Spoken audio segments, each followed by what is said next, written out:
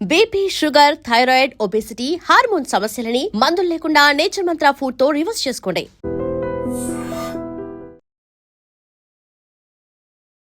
Operation Sindoor జరిగి almost 9 నెలలు గడిచినప్పటికీ ఆ యుద్ధానికి సంబంధించి సరికొత్త ప్రశ్నలు, అనుమానాలు, అభిప్రాయాలు ప్రతిరోజు కనిపిస్తూనే ఉన్నాయి.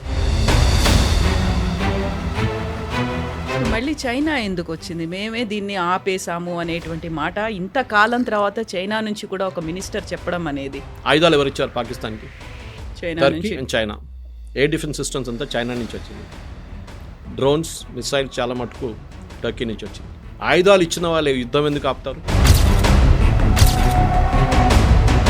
చైనా రోల్ దీంట్లో అర్థం కావట్లేదు. ఎందుకంటే ఇప్పుడు అందరికీ దీంట్లో క్రెడిట్ క్లెయిమ్ చేయాల్సి వస్తుంది. ఇప్పుడు ఒకసారి Chinese government and US government కూర్చొని డిసైడ్ చేయండి, మేము క్రెడిట్ క్లెయిమ్ చేయాలా, మీరు క్రెడిట్ క్లెయిమ్ చేస్తారు. కాకపోతే మనది యుద్ధ విమానాలు కూలిపోయాయి, లేకుంటే మనకి ఇంత నష్టం జరిగింది, మనకున్నటువంటి ఫెసిలిటీస్ ఇంత డ్యామేజ్ అయ్యాయి, వీటన్నిటికీ సంబంధించి బోల్డ్ అన్ని లెక్కలైతే వినిపిస్తున్నాయి. కాబట్టి అఫీషియల్గా త్రివిధ దళాల నుంచో గవర్నమెంట్ దగ్గర నుంచో ఇప్పటిదాకా రాలేదు కదా. హీట్ సీకింగ్ అక్కడికి వెళ్ళిందనమాట. కానీ నెక్స్ట్ టైం మనం అది యూజ్ చేయలేము, because we already expose the technology. ఇప్పుడు రాహుల్ గాంధీకి కానీ మిగతా వాళ్ళకి ఏం కావాలంటే మన ఎన్ని ఎయిర్క్రాఫ్ట్ పోయిందంటే then there is a count. కానీ రఫేల్ చాలా క్లియర్గా చెప్పారు, Dassault Aviation not a single aircraft is lost. ఎందుకంటే మాకు తెలుసు. ఇదే రాహుల్ గాంధీ ఒక స్టేట్మెంట్ ఇచ్చారు, మీకు గుర్తుంటుంది, supreme court pulled him up for that. మన ఆర్మీ వాళ్ళని చైనీస్ ఆర్మీ వాళ్ళు వచ్చి తరిమి కొట్టారు అని చెప్పి. సో సుప్రీంకోర్టు ఆస్క్డ్ హిమ్, మీరు ఉన్నారా అక్కడ అని అడిగారు.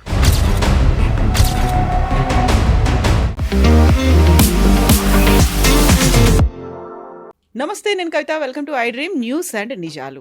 ఆపరేషన్ సింధూర్ జరిగి ఆల్మోస్ట్ 9 నెలలు గడిచినప్పటికీ ఆ యుద్ధానికి సంబంధించి సరికొత్త ప్రశ్నలు, అనుమానాలు, అభిప్రాయాలు ప్రతిరోజు కనిపిస్తూనే ఉన్నాయి.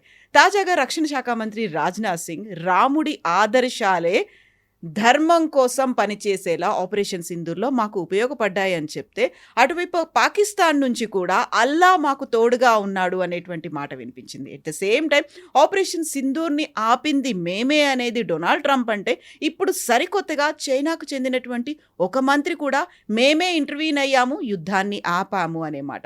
యాక్చువల్గా ఆపరేషన్ సింధూర్కి సంబంధించి ఇన్ని క్వశ్చన్ మార్క్స్, ఇన్ని డిఫరెంట్ ఒపీనియన్స్ ఎందుకని వినిపిస్తున్నాయి? మనతో పాటుగా ఉన్నారు సీనియర్ జర్నలిస్ట్ సురేష్ కొచ్చతిల్ గారు. సార్ నమస్తే. సో ఆపరేషన్ సింధు 2025 మేలో జరిగింది.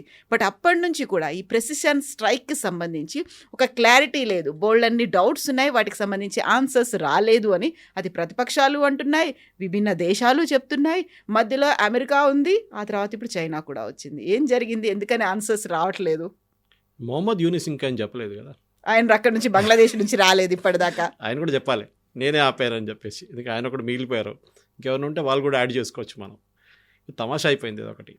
ఎందుకంటే యుద్ధం జరిగింది 4 రోజులకే. ఆయుధాలు ఎవరు ఇచ్చారు? టర్కీ ఇచ్చారు, చైనా ఇచ్చారు. ఆయుధాలు ఇచ్చి కొట్లాడిపించి మేమే మళ్ళీ ఆపామంటే మళ్ళీ అర్థం కావట్లేదు, లాజిక్ అర్థం కావట్లేదు. ఎందుకు అందరికీ ఇది వార్లు క్రెడిట్ తీసుకోవడం అర్థం కావట్లేదు. ఎందుకంటే అక్కడ రష్యా యుక్రెయిన్ కొట్టుకుంటున్నారు, చైనా వెళ్ళి అక్కడ కొంచెం అడ్వైస్ ఇవ్వచ్చు కదా, మీరు ఆపేసండి. మోదీ గారు చెప్పారు war is not the solution అని చెప్పారు దానికి. కానీ చైనా కూడా ఏమనట్లేదు అక్కడ. ఇది ప్రాబ్లం అన్నమాట. క్రెడిట్ తీసుకోవడానికి మన దగ్గర చాలామంది ఉంటారు. ఎందుకంటే ఏదైనా ఇన్సిడెంట్ అయిపోయిన తర్వాత అడ్వైస్ చేయడానికి కూడా చాలామంది ఉంటారు. ఇంగ్లీష్లో అంటారు hindsight is an advance science. అంటే అంతా అయిపోయిన తర్వాత నువ్వు ఇట్లా చేస్తే బాగుంటుండే అని చెప్పడానికి చాలామంది ఉంటారు. దానికన్నా ముందు చెప్పరేవాడు, ఎందుకంటే they are not experts in that. ఇది కూడా అంతే. ఆపరేషన్ సింధూర్ జరిగింది మేమే ఆపామని, మా వైపు నుంచి జరిగిన ఎఫర్ట్స్తోని వార్ ఆగిందని ఎవరు చెప్పారండి? మనం చెప్పాము. సీక్వెన్స్ ఆఫ్ ఈవెంట్స్ చూసుకుంటే చాలా క్లియర్గా తెలిసిపోతుంది. అది జరిగింది పాకిస్తాన్ వైపు నుంచి. డీజీఎంఓ మనకు కాల్ చేశారు, let us set the context correct. వాళ్ళ director general of military operations, మన director general of military operation lieutenant general విగ్ని ఫోన్ చేసి అడిగారు, మేము ఇట్లా సీజ్ ఫైర్ కావాలంటే. జనరల్ విగ్ said I cannot take a decision, ఇది పొలిటికల్ డెసిషన్, నేను I will convey right to the top అని చెప్పి it went right up to the top. మనకు అందరికి తెలిసింది ఏం జరిగిందని. దాని తర్వాత మోదీ గవర్నమెంట్కి వెళ్ళి ఉంటుంది, క్యాబినెట్ మీటింగ్ జరిగి ఉంటుంది, దాని తర్వాత ఆర్మీకి కన్వే చేసి ఉంటారు, okay accept the cease fire అని. ఇప్పుడు ఎవరు ఫోన్ చేశారు first, that should be the first meaning అన్నమాట. ఇది మనం అర్థం చేసుకోవాలి. ఇది కాకుండా నెక్స్ట్ స్టెప్ ఏంటి? యుద్ధం ఆపామంటున్నారు కదా వీళ్ళు. ఎవరు ఆపారు? ట్రంప్ అంటున్నారు, నేను ఆపా అంటున్నారు. ట్రంప్ క్యాబినెట్ నుంచి ఒక అవార్డు ఇచ్చింది ఎవరికి? ట్రంప్ క్యాబినెట్ నుంచి వీళ్ళు ఇచ్చింది ఒక మెడల్ ఇచ్చారు మొన్న. ఫర్గెట్ హిస్ నేమ్, మన ఇండియన్ గాయ్. ట్రంప్ క్యాబినెట్లో ఉన్న ఆయన అనమాట. వాళ్ళ క్యాబినెట్ కాదు, వాళ్ళ వైట్ హౌస్లో ఉన్న ఒక ఆయనకి అవార్డు ఇచ్చింది for stopping the Indo Pakistan war. పాపం ట్రంప్ నోబెల్ ప్రైజ్ కావాలన్నారు కదా, ప్రైజ్ వస్తుంది అనుకున్నారు కదా. ఇప్పుడు ఆయనకి ఇస్తే మళ్ళీ ట్రంప్కి ఎట్లా ఇస్తారు? అది ప్రాబ్లం అయిపోతుంది. ఇది ఎట్లయిపోయిందంటే ఈ వార్ ఆపడానికి చాలామందికి ఎక్సైట్మెంట్ ఉండే అనుకుంటాను. ఇది 10 రోజులు ఇంకా జరిగితే దాంట్లో 100 మంది చనిపోతే అప్పుడు ఎవరు అంటారు మాటలు? అప్పుడు ఎవరు రెస్పాన్సిబిలిటీ తీసుకుంటారు దాన్ని? యుద్ధం ఆపడానికి మోదీ గారు ఆ రోజు నేను చెప్పినట్టు పొలిటికల్ డెసిషన్ తీసుకున్నారు. చాలామంది కోపం వచ్చింది దాంట్లో. మన వాళ్ళు కూడా చాలామంది అడిగారు, ఎందుకు ఆపారు మోదీ గారు? లాహోర్కి వెళ్ళొచ్చు కదా, కరాచీ పట్టుకోవచ్చు కదా. మన దగ్గర ప్రాబ్లం ఏంటంటే ఆర్మ్ చైర్ ఎక్స్పర్ట్స్ చాలామంది ఉన్నారు. మనం ఎప్పుడు అందరికి అడ్వైజ్ చేయడానికి చాలా ఎక్స్పర్ట్స్. మనం సోషల్ మీడియాలో యుద్ధాలు ఎట్లా నడిపించాలి, మనం మహేందర్ సింగ్ ధోనికి IPL 20, T20 చూసుకుంటే బ్యాటింగ్ ఎట్లా చేయాలని చెప్పి ఇంట్లో కూర్చొని చెప్తాం మనం వాళ్ళకి, టీవీ చూసుకుంటే. ఇది మనకున్న కెపాసిటీ. ఇది అక్కడ గ్రౌండ్లో వెళ్ళి ఆడమని చెప్పండి, అది ఇంకో గేమ్ ఉంటుంది. సో ఈ పర్టికులర్ యుద్ధంలో కూడా కవిత గారు ఒకటి, రాజ్నాథ్ సింగ్ గారి స్టేట్మెంట్ ఒకటి, అదొక మోర్ ఫిలాసాఫికల్ నోట్లో చెప్పారు. అంటే రాముడి ఐడియల్స్ ఏంటి, ఆయన ధర్మాని కోసం ఫైట్ చేసినప్పుడు ఏం చేశారు, ధర్మానికి చేసినప్పుడు ఏం చేశారు, పీస్ కావాలన్నప్పుడు పీస్ తీసుకున్నారు, ఎప్పుడు కోపం వచ్చి ఆయనకి యుద్ధం చేయాలనుకున్నప్పుడు యుద్ధం కూడా చేయించారండి. అది same thing we see in Mahabharata also. Lord Krishna అర్జునాకి ఇచ్చిన అడ్వైస్ అదే కదా. ఇక్కడ అన్న లేడు, తమ్ముడు లేడు, ఎవరు లేడు, if you see injustice you have to fight, అంతే, సింపుల్ యాజ్ దట్. ఇప్పుడు ఆపరేషన్ సింధూర్లో కూడా కవిత గారు ద ఎంటైర్ థియరీ, ఎందుకంటే మన ఆబ్జెక్టివ్ ఏముండే, ఫస్ట్ ఒక వార్ ఉన్నప్పుడు ఒక ఆబ్జెక్టివ్ ఉంటుంది, ఆ ఒపోనెంట్ని డిఫీట్ చేయాలి. చెస్ గేమ్ ఆడుతున్నప్పుడు కూడా అంతే కదా, క్రికెట్ ఆడుతున్నప్పుడు కూడా అంతే, ఆబ్జెక్టివ్ ఉంటుంది. ఈ గేమ్ మనం గెలవాలి, ఈ గేమ్ మనం బ్యాటింగ్ ఫస్ట్ చేస్తే we should win by so many runs, batting second చేస్తే we should win by so many wickets. ఇదొక ఏం ఉంటుంది టీమ్ది. దాన్ని బట్టి పిచ్ కానీ దాని తర్వాత బ్యాటింగ్ టాస్ కానీ ఎప్పుడు వచ్చినా దాన్ని ఏం చేయాలని డిసైడ్ చేస్తారు, స్ట్రాటజీ ఉంటుంది, బ్యాటింగ్ లైనప్ మొత్తం అంతా ఉంటుంది దాంట్లో. ఈ ప్రాబ్లం ఎక్కడ వస్తుందంటే ఈ ఆపరేషన్ సింధూర్లో మన first objective was to hit the terrorist base camps. మనకి 29 టెర్రరిస్ట్ బేస్ క్యాంప్స్కి మన దగ్గర డేటా ఉండే అని చెప్పి మినిస్ట్రీ చెప్పారు. మినిస్ట్రీలో బ్రీఫింగ్లో వచ్చింది చాలా క్లియర్గా. దాంట్లో మనం 8 సెలెక్ట్ చేసాం, 8 సెలెక్ట్ చేసి కొట్టాం, కరెక్ట్గా దాని మీద వెళ్ళి పడ్డది, ఇంక్లూడింగ్ ముద్రికే మిగతా ప్లేస్లన్నీ. కానీ దాని తర్వాత మనం ఏమన్నాం, that we're stopping the war అని చెప్పలేదు, అయిపోయింది. మాకు లిమిటెడ్ ఆబ్జెక్టివ్ ఉండే, we want to do only this. ఆ limited objectives we achieved. Terrorist camp destroy చేసాం, ఇక్కడ మీరు ఏం చేయకండి, మేము కూడా ఏం చేయం. కానీ పాకిస్తాన్ ఏం చేయాలి, మన టెర్రరిస్ట్ క్యాంప్ని కొట్టాలి వాళ్ళు. మన దగ్గర టెర్రరిస్ట్ క్యాంప్స్ ఉందా? లేదు, వాళ్ళ వైపు ఉంది కదా ఉంటుంది. సో వాళ్ళు ఏం చేశారు, మన మిలిటరీ అసెట్స్ మీద, మన క్యాపిటల్ అసెట్స్ మీద కొట్టడానికి ట్రై చేశారు. అది మనం we are stopped it through S-400 కానీ మిగతా ఆకాశ్ మిసైల్స్ ఆపేసుకున్నాము. 3rd డే వెయిట్ చేసి 4th డే పొద్దున మనం వాళ్ళని మొత్తం వాళ్ళ ఎయిర్ ఫోర్స్ బేస్ అన్ని ధ్వంసం చేసాం, వాళ్ళ అవాక్స్ని కొట్టాం, అన్నీ చేసాం. దాని తర్వాత immediately we call for a cease fire. చాలా సింపుల్. ఇప్పుడు దాంట్లో ప్రెసిడెంట్ ట్రంప్ ఏం చెప్పారంటే, నేను ఫస్ట్ ఫోన్ చేశాను చెప్పారు. తర్వాత when Modiji made it very clear, ఎవరు ఫోన్ చేయలేదు, ఇన్ఫ్యాక్ట్ ట్రంప్ ఫోన్ చేశారు కానీ నేను ఫోన్ ఎత్తలేదు అని చెప్పారు. బట్ ట్రంప్ ఆ తర్వాత రీట్రేట్ చేశారు, నేను టారిఫ్లను ఇంకా పెంచుతా అన్నాను, 250% పెంచుతా అంటే భయపడిపోయి వాళ్ళు ఆపేశారు అనే మాట కూడా అన్నారు. అది ఇప్పుడు ఎట్లయిపోయిందంటే ఏదన్నా నేను క్లెయిమ్ చేయొచ్చు, 500 అని కూడా చెప్పొచ్చు కదా, 250 ఎందుకు ఆపారు నాకు అర్థం కావట్లేదు. అది ఎందుకు భయపడాలి? మనం టారిఫ్ పెడతానంటే మనకు యుద్ధం ఆపేస్తామా? మనం గెలుస్తున్న యుద్ధాన్ని ఏం చేస్తాం మనం? ఇప్పుడు we will fight till the end. మనం టెర్రరిస్ట్ క్యాంప్ని కొట్టాలి, టెర్రరిస్ట్ క్యాంప్ కొట్టాం. కానీ అది కాదు కదా ఇక్కడ ప్రాబ్లం ఎక్కడ వచ్చిందంటే క్రెడిట్ క్లెయిమ్ చేయడానికి. ఎందుకంటే Trump is a character like that. ఆయన ఒక real estate professional, real estate man అని చెప్పొచ్చు. ఆయన డీల్ చేస్తాడు, ఇది ఇక్కడ పెట్టి నేను ఇస్తున్నాను, నాకే ఇస్తా చెప్పు, ఇది అట్లా మాట్లాడతా. లాంగ్వేజ్ వాళ్ళది అట్లా ఉంటుంది, రియల్ ఎస్టేట్ వాళ్ళది. ఇది కూడా అదే లాంగ్వేజ్ మాట్లాడుతున్నాను. నేను సీజ్ ఫైర్ ఆఫర్ చేశాను, సీజ్ ఫైర్ కాకపోతే ఇది చేస్తా అని చెప్పాను, దానికోసం అట్లా జరిగింది. ఒక మెచ్యూర్ పొలిటికల్ లీడర్ ఎప్పుడు అట్లా మాట్లాడదు. చూడండి, మేము మాట్లాడాము వాళ్ళతోని, ఇద్దరితో ఎక్స్ప్లెయిన్ చేసాము, యుద్ధం ఆపితే బాగుంటుంది, ఇది ఇంకా ముందుకెళ్తే చాలామందికి ప్రాబ్లం వస్తుంది, వీ టాక్డ్ అబౌట్ ఇట్ అని చెప్పొచ్చు. దాంట్లో అన్నిటికంటే ఇంపార్టెంట్ కవిత గారు ఎవరికి ఫోన్ చేశారు చూడండి, పాకిస్తాన్ వైపు ఎవరికి ఫోన్ చేశారు? The Trump himself side Asim మునీర్కి ఫోన్ చేశారు, ఆర్మీ చీఫ్కి. మీరు ఇండియా వైపున ఎవరికి ఫోన్ చేశారు? ఫస్ట్ మోదీ గారు ట్రై చేశారు, మోదీ గారు దొరకకపోతే then they spoke to Ajit Doval. చూడండి పొలిటికల్ డిసిషన్ మేకింగ్. అక్కడ ఆర్మీ చీఫ్ ఫోన్ చేశారు, షబాజ్ షరీఫ్ కాదు. బికాజ్ వాళ్ళకి తెలుసు వాళ్ళ కంట్రీ ఎవరు నడిపిస్తున్నారు. Pakistan runs because of army and Allah, simple as that. అక్కడ పాకిస్తాన్లో ఆర్మీ నడిపిస్తారు, దాని తర్వాత వాళ్ళ రిలీజన్ వస్తుంది నెక్స్ట్. సో వాళ్ళు ఫోన్ చేసి షబాజ్ షరీఫ్కి ఫోన్ చేశారు, చేయకుండా అసీం మునీర్కి ఫోన్ చేశారు. అసీం మునీర్ న్యాచురల్ షబాజ్ షరీఫ్ దగ్గర చెప్పుంటారు, వాళ్ళు సీజ్ ఫైర్ అడుగుతున్నారు, సీజ్ ఫైర్ తీసుకోమంటే ఏం చెప్తారు? ఇన్ఫార్మ్ డీజీఎంఓ అంటారు. వాళ్ళ డీజీఎంఓకి చెప్పారు, ఆయన మనకు. So this is a sequence అనమాట. దాంట్లో దుంకి క్రెడిట్ తీసుకోవడము, మళ్ళీ మొన్న మెడల్ ఇవ్వడం, ఇంకొక ఆయనకి మెడల్ ఇచ్చాడు దానికి. దాని తర్వాత చెప్పారు కదా 7 ఎయిర్క్రాఫ్ట్లు కొట్టుపడేసాను. ఇవాళ దగ్గర ట్రంప్ చెప్పట్లేదు ఎవరు ఎయిర్క్రాఫ్ట్లు అని చెప్పేసి. రఫేల్ కూడా కూలిపోయింది అనేది కూడా ట్రంప్ కూడా చెప్పారు కదా అదే మాట. ప్రతి రఫేల్కి ఒక కీ ఉంటుంది. కీ అంటే మన నార్మల్ ఫిజికల్ కీ కాదు, ఒక డిజిటల్ కీ ఉంటుంది. కోడ్ వర్డ్ కాదు, అప్గ్రేడేషన్ ఆఫ్ సాఫ్ట్వేర్ కోసం. అది మనకి ఫస్ట్ సెట్ ఆఫ్ ఎయిర్క్రాఫ్ట్లు 36 ఎయిర్క్రాఫ్ట్లో Dassault Aviation, that's a parent company, మనకు సైన్ చేసిన కాంట్రాక్ట్లో చిన్న ఒక లోపం ఉండేది. They didn't give us a key for it. ఈ కీతోని మీరు మీ మిసైల్స్ సిస్టమ్ కూడా అప్గ్రేడ్ చేసుకోవచ్చు. అంటే మీ వింగ్స్ కింద ఉన్న మిసైల్ లోడ్ చేయడానికి పాడ్స్ ఉంటుంది. అది ఒక స్టాండర్డ్ పాడ్ ఉంటుంది, ఇంత లెంగ్త్ ఇంత విడ్త్ దాంట్లో పెట్టుకోవచ్చు, దాని కింద ఇంత వెయిట్ దాకా తీసుకుంటుందని. మీరు ఎక్సెస్ పెట్టలేదు కదా, వింగ్ పడిపోయి వింగే ఇరిగిపోతుంది. అది దానికి మార్చడానికి కూడా ఈ కీ కావాలి మనకి, సాఫ్ట్వేర్ కీ. అది మనకి ఇవ్వలేదు.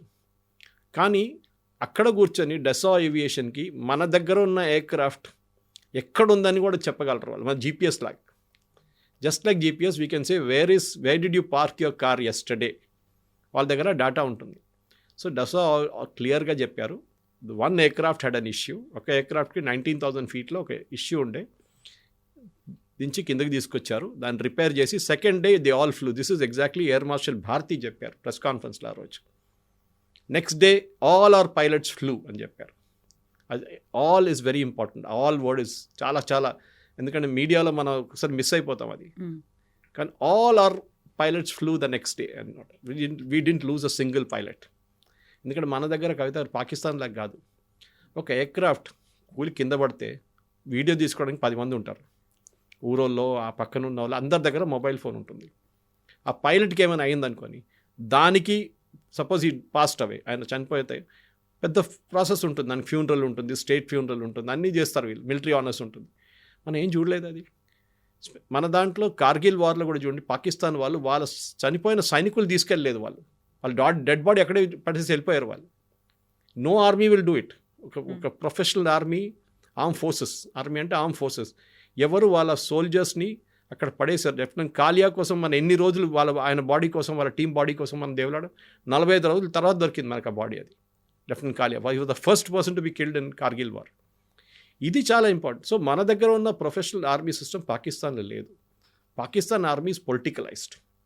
వాళ్ళు ఫస్ట్ ఏం చేస్తారు, ఆర్మీలో ఒక మీరు మేజర్ జనరల్ లెవెల్లో రాగానే లండన్లో ఒక పెద్ద ఇల్లు తీసుకుంటారు, దానికి ఏజెంట్లు ఉంటారు డబ్బులు కట్టడానికి రెడీగా.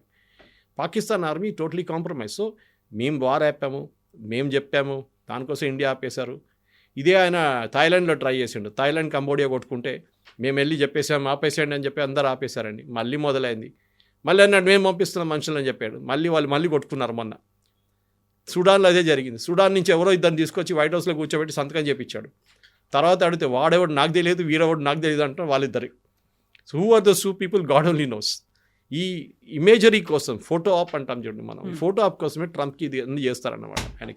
ఆయనకి కావాల్సింది that he wants photo opportunities. దానికోసం ఎవరినైనా తీసుకొచ్చి అక్కడ కూర్చోబెట్టి సంతకం చేయడం, నేనే చేశాను నేనే అన్నీ ఆపాను, యుక్రెయిన్ రష్యా వార్ నేనే ఆపాను. ఓకే, ఏ లోకంలో ఎక్కడ యుద్ధం రోడ్డు మీద ఇద్దరు కొట్టుకుంటే కూడా వాళ్ళు నేనే ఆపాను అని చెప్పడానికి ట్రంప్ చాలా పెద్ద ఛాంపియన్ అన్నమాట. ఇప్పుడు మళ్ళీ చైనా ఎందుకు వచ్చింది, మేమే దీన్ని ఆపేసాము అనేటువంటి మాట ఇంతకాలం తర్వాత చైనా నుంచి కూడా ఒక మినిస్టర్ చెప్పడం అనేది? మీరు ఆలోచించండి కవిత గారు, ఆయుధాలు ఎవరు ఇచ్చారు పాకిస్తాన్కి? Turkey and China. Air defence systems అంతా చైనా నుంచి వచ్చింది. డ్రోన్స్, మిసైల్స్ చాలా మటుకు టర్కీ నుంచి వచ్చింది. ఎయిర్క్రాఫ్ట్ J-15, J-17 చైనా వాళ్ళు ఇచ్చారు. ఆయుధాలు ఇచ్చిన వాళ్ళు యుద్ధం ఎందుకు ఆపుతారు? అది 2 కూలి పడితే ఇంకా 2 తీసుకుంటారు కదా మాదాన్ని అనుకుంటారు. 10 డ్రోన్లు యూజ్ చేసుకుని ఇంకా 10 అడుగుతారు కదా మన దారిని. సో చైనా రోల్ దీంట్లో అర్థం కావట్లేదు. ఎందుకంటే ఇప్పుడు అందరికీ దీంట్లో క్రెడిట్ క్లెయిమ్ చేయాల్సి ఉంటుంది. ఇప్పుడు ఒకసారి Chinese government and US government కూర్చొని డిసైడ్ చేయండి, మేము క్రెడిట్ క్లెయిమ్ చేయాలా, మీరు క్రెడిట్ క్లెయిమ్ చేస్తారని. ఎందుకంటే వీళ్ళు ఇప్పుడు నేను అదే చెప్పాను, మొహమ్మద్ యూనిస్ ఇంకా క్లెయిమ్ చేయలేదు, మా బంగ్లాదేశ్ వాళ్ళు కూడా రేపు చెప్తారు మేమే ఆపాము ఇదంతా యుద్ధం అని చెప్పేసి. అందరికీ ఇదొక్కటే యుద్ధం ఉందండి, అందరు క్లెయిమ్ చేస్తున్నారు. అక్కడ పక్కన రష్యా యుక్రెయిన్ పిచ్చోళ్ళ కొట్టుకుంటున్నారు. అక్కడ వెళ్ళి ఆపండి కొంచెం, వాళ్ళకి చెప్పండి ఎందుకు ధైర్యం చేయలేక. 1,00,000 మంది అక్కడ చనిపోయారు, 1,00,000 మంది ఇక్కడ చనిపోయారు అంటారు. బాక్సింగ్ రింగ్లో లాస్ట్ 14th రౌండ్లో ఎట్లా ఉంటారు చూడండి, మొత్తం టైర్డ్ అయిపోయి కింద పడిపోయారు, ఆ పరిస్థితికి వచ్చేసారు ఇద్దరు. అప్పుడు కూడా నడుస్తుంది యుద్ధం, అక్కడ ఆగట్లేదు. సో ఈ క్రెడిట్ క్లెయిమ్ చేయడంలో చైనీస్ ఇస్ రియలీ లాఫబుల్. ఎందుకంటే అర్థం కాదు. అప్పుడు ట్రంప్ మళ్ళీ కూడా మనం ఒక బెనిఫిట్ ఆఫ్ డౌట్ ఇవ్వచ్చు, కానీ ఈ చైనీస్ వాళ్ళు ఎక్కడి నుంచి వచ్చారు, వాళ్ళకి ఏం దీంట్లో లాజిక్ ఎక్కడ, వాళ్ళకి మనతో మాట్లాడడానికి first of all China doesn't have proper diplomatic relations మనతో, చైనాతో ఇప్పుడు దాకా లేకుండే. యుద్ధం తర్వాతనే కదా SCO సమ్మిట్ జరిగిన తర్వాతనే కదా అంతా మనం కొంచెం డెవలప్ చేసాం. వాళ్ళ దగ్గర వీసాలు కూడా ఇవ్వట్లేదు చాలా సంవత్సరాలు ఇచ్చి మన వాళ్ళు చైనీస్ ఆఫీషియల్స్కి. ఈ పరిస్థితిలో కవిత గారు చైనా చేసిందని చెప్పి ఇట్స్ లాఫబుల్, US చెప్పింది దానికన్నా పెద్ద జోక్ అది. మనం అన్ని లైట్ తీసుకోవాలి. మోదీ గారు పార్లమెంట్లో స్టేట్మెంట్ ఇచ్చారు. నిన్న కూడా ఒక ట్వీట్ చూసాను నేను, ఏదో కాంగ్రెస్ స్పోక్స్ పర్సన్ది జయరాం రమేష్ గారు. అది ఏంటి చైనా చెప్పారు, మీరు క్లారిఫై చేయాలి. ఎందుకు చేయాలండి? అన్నీ రోడ్డు మీద నడుస్తుంటే ఏనుగు పోతుంటే వెనక కుక్కలు మొత్తునే ఉంటుంది, ఏనుగు చూస్తుందా, ఎందుకు చూస్తున్నావు అని చెప్పి అడుగుతుందా? ఏనుగు పాటు చూసుకుంటే వెళ్ళిపోతుంది. కాకపోతే మనది యుద్ధ విమానాలు కూలిపోయాయి, లేకుంటే మనకి ఇంత నష్టం జరిగింది, మనకు ఉన్నటువంటి ఫెసిలిటీస్ ఇంత డ్యామేజ్ అయ్యాయి, వీటన్నిటికీ సంబంధించి బోల్డ్ అన్ని లెక్కలైతే వినిపిస్తున్నాయి. కాబట్టి అఫీషియల్గా త్రివిధ దళాల నుంచో గవర్నమెంట్ దగ్గర నుంచో ఇప్పటిదాకా రాలేదు కదా.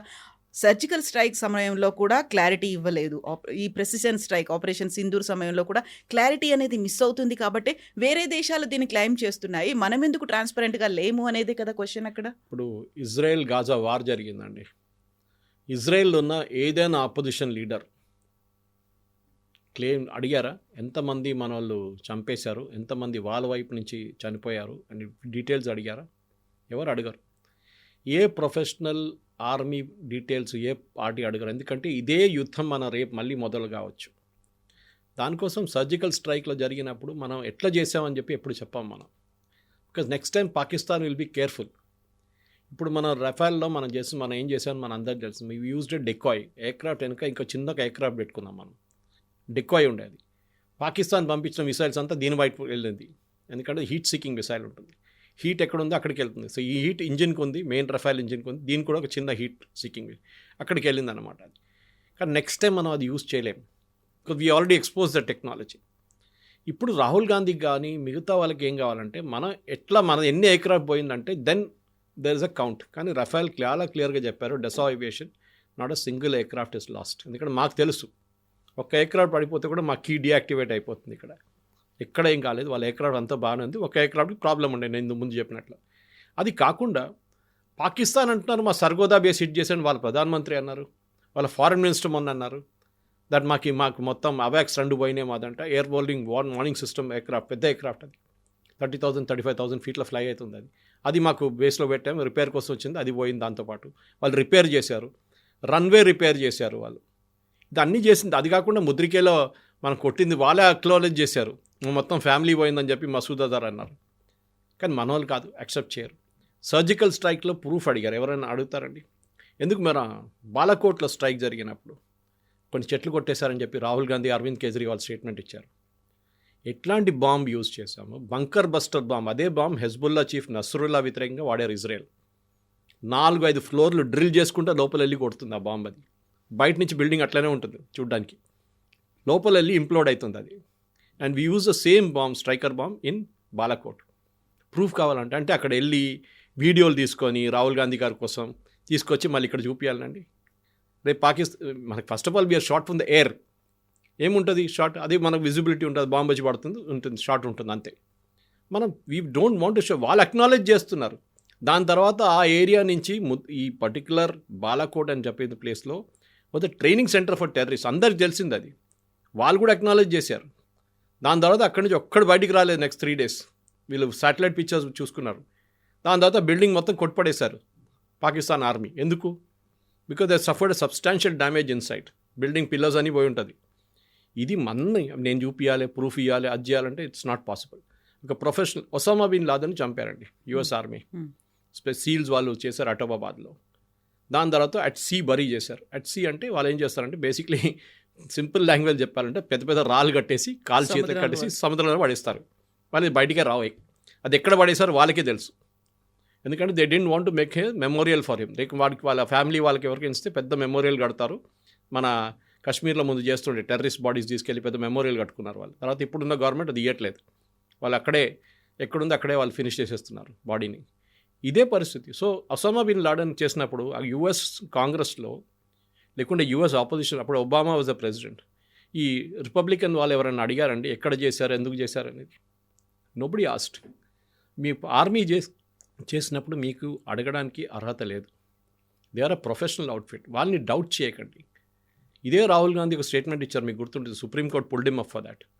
మన ఆర్మీ వాళ్ళని చైనీస్ ఆర్మీ వాళ్ళు వచ్చి తరిమి కొట్టారు అని చెప్పి. సో సుప్రీంకోర్టు ఆస్క్డ్ హిమ్, మీరు ఉన్నారా అక్కడ అని అడిగారు. ఎట్లాంటి స్టేట్మెంట్ చేస్తారు? వీఆర్ డిమోటివేటింగ్ అర్ ఆర్మ్ ఫోర్సెస్ అన్నారు. కరెక్ట్. వాళ్ళు కష్టపడి -30 -40 డిగ్రీస్లో పని చేస్తున్నప్పుడు మీరు పని చేయట్లేదంటే వాళ్ళకి ఎట్లా అనిపిస్తుందండి? This is where the professionalism has to come in. మీరు ఒక లీడర్ ఆఫ్ అపోజిషన్ అన్నప్పుడు ఒక కొంచెం మెచ్యూరిటీ ఉండాలి మీ దాంట్లో.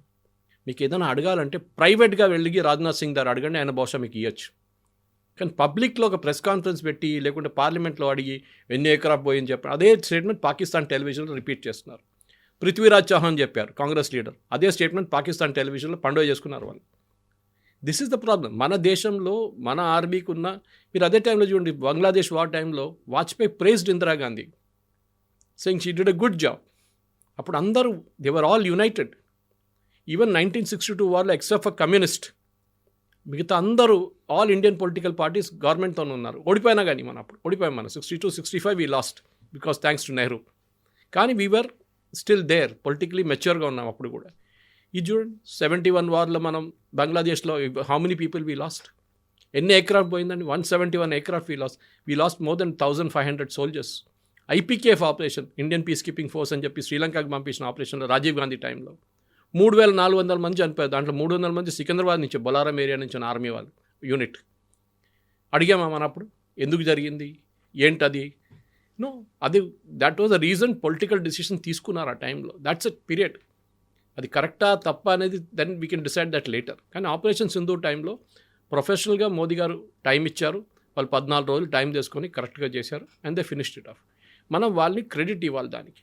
అది కాకుండా ఎన్ని ఎయిర్క్రాఫ్ట్లు పోయినంటే you're questioning the competence of the pilots మీద ఉన్న పైలట్స్ ఆర్ థర్డ్ క్లాస్ అని చెప్తున్నారు మీరు, వేరే ఆ పైలట్స్ ఆర్ టాప్ క్లాస్.